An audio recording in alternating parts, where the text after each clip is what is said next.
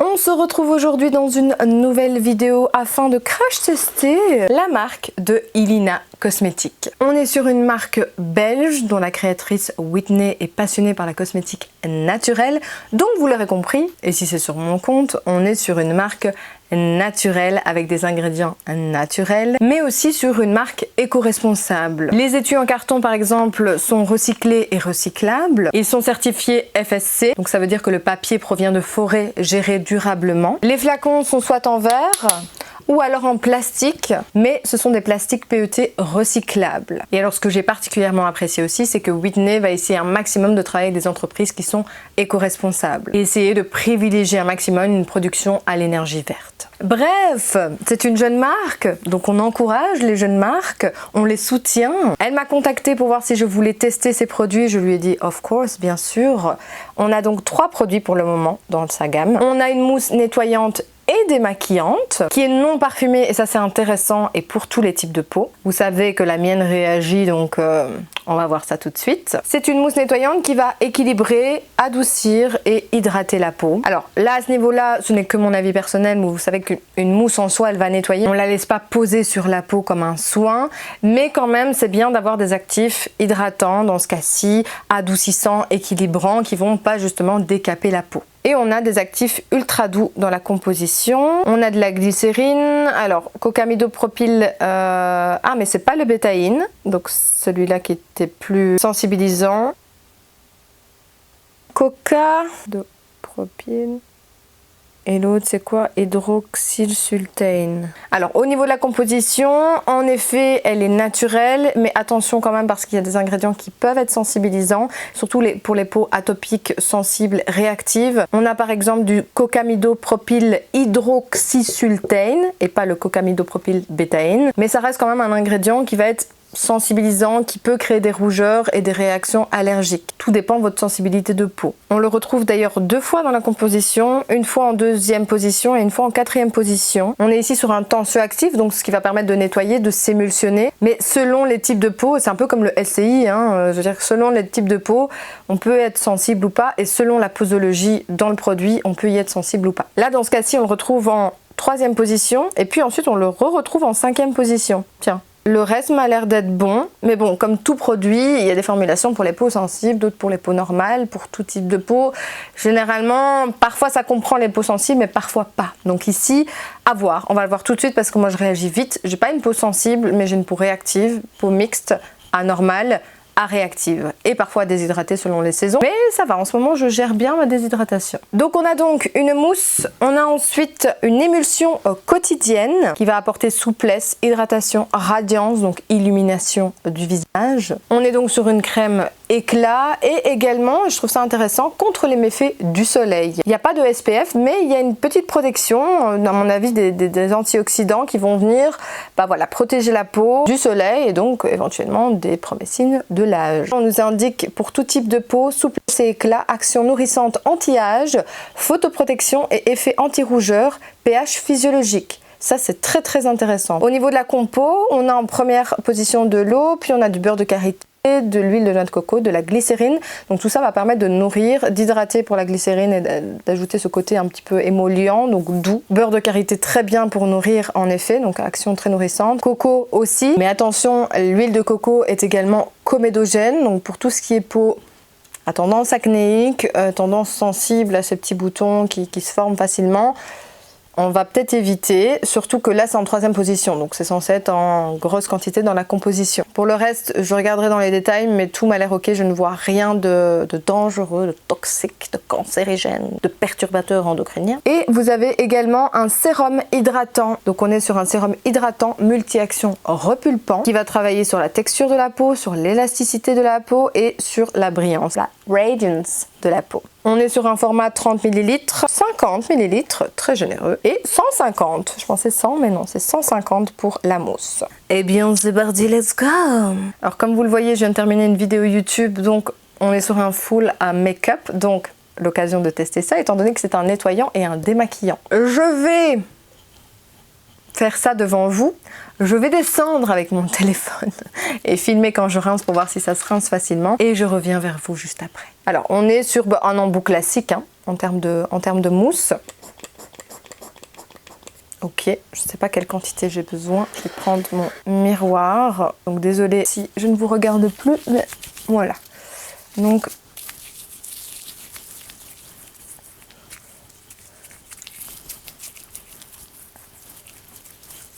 écoutez, jusque là ça va. Je sens pas que ça me picote. En fond de teint, j'ai mis le fond de teint de Madara, mais j'ai quand même regardé. Je vais tenter de regarder si on peut sur les yeux.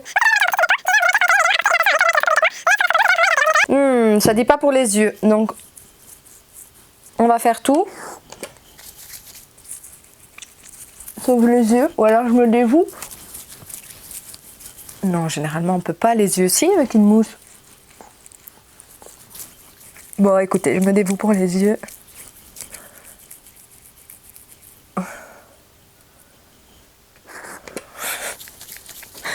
Ça, c'est une beauté. Bon, écoutez, jusqu'à présent, ça ne me pique pas.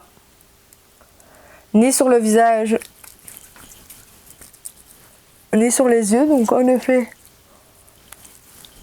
ça m'a l'air assez doux. Ça retire bien tout. Je sens que tout est parti. Ben, on se retrouve dans ma salle de bain, hein.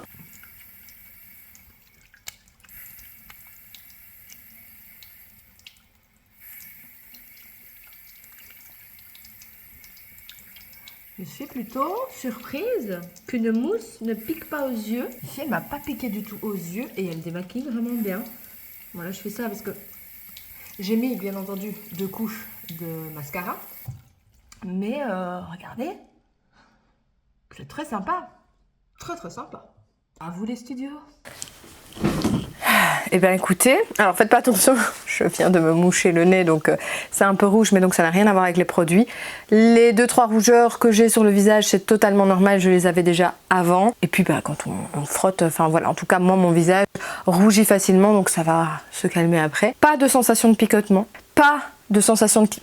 surtout au niveau des yeux. Franchement, là je suis plutôt bluffée. Je m'attendais pas du tout. Je m'étais dit, voilà, t'es en train de prendre un risque de mettre ça sur tes yeux, etc. Surtout que c'était pas indiqué qu'on pouvait. Après, je lis nettoie et démaquille. On se maquille pas que le visage et aussi les yeux. Donc pour moi, voilà, c'était une logique. Et bien, pour tout type de peau, oui. Moi qui réagis très fort, ben là, non. Alors je pense du coup que le tensioactif, parce que je ne le connais pas plus que ça, moi je connais le cocamidopropylbétaïne. Quand il est surdosé, il crée des allergies, ou du moins des réactions de rougeur, etc. Ici, le cocamidopropylhydroxysultane, ou sultane, à mon avis c'est peut-être un tensioactif un peu plus doux, je ne sais pas, mais comme vous le voyez, nickel, le démaquillage... Je suis surprise, agréablement surprise. Ensuite, deuxième produit, on va donc tester le sérum hydratant multi-action repulpant. Par contre, oh, j'avais jamais vu ça avant. Je sais pas si vous allez voir, donc vous avez la pipette dedans et en fait, voilà, vous voyez quand je fais ça, ça fait des bulles. Et en fait, généralement on a les pipettes comme ça, eh ben ici non, c'est, oh trop bien. Écoutez, la technologie ne joue. Et après je suppose que vous venez décharger comme ça sur la main, c'est magique. On dirait une vieille qui n'a jamais rien vu, rien testé dans la cosmétique. Mais voilà, à mon avis, c'est la nouveauté qui va remplacer les pipettes. Ou pas, hein. Je pense qu'il va y avoir toujours les deux. Je vais devenir rouge, c'est normal. Lors de l'application, généralement, des sérums, ma peau réagit à ça. Je n'ai pas de picotement, pas de ressenti bien spécifique. Franchement, très bien. Ça sèche. Alors, c'est assez cakey dans un premier temps, mais une fois que vous avez bien mis partout sur le visage, c'est lisse. C'est complètement lisse, la peau l'a absorbé. Très bien, je suis très surprise jusqu'à présent. Franchement, et je trouve que les 3 produits se complètent bien jusqu'à présent. Enfin, pour moi, c'est les must-have quand on débute dans la cosmétique, quoi. Et ensuite, nous avons la crème quotidienne. Crème contre les méfaits du soleil, qui va travailler sur l'éclat de votre peau, etc., etc. L'hydratation, la souplesse. We are going to test. On est sur une texture sympa. Par contre, la pompe... On a un souci avec la pompe, Whitney. Alors ça c'est pas, voilà, c'est pas ça qui va juger l'efficacité du cosmétique, mais c'est chiant.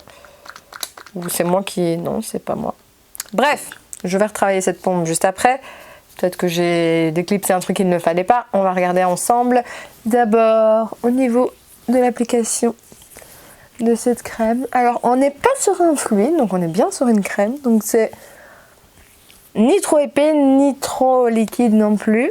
On est sur une bonne crème. On sent qu'elle est riche. Hein.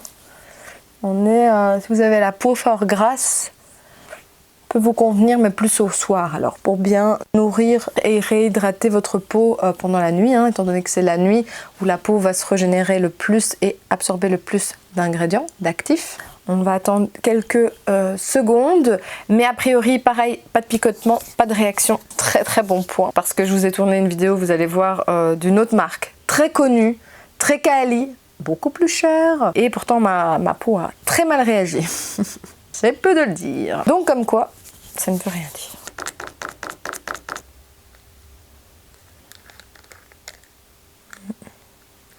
Ouais, en fait, il y avait une sorte de trou et donc la crème ne savait pas prendre correctement. Voilà, j'ai trouvé. Je suis trop forte, je suis trop forte. En fait, quand j'ai enlevé le capuchon, on pouvait voir que bah voilà, il y avait un trou, il y avait un vide d'air et donc tout le produit était collé partout. Il y avait vraiment juste le trou de la petite pipette et donc il suffisait juste de remélanger et de faire ça et tout est remonté. Preuve en image. Voilà.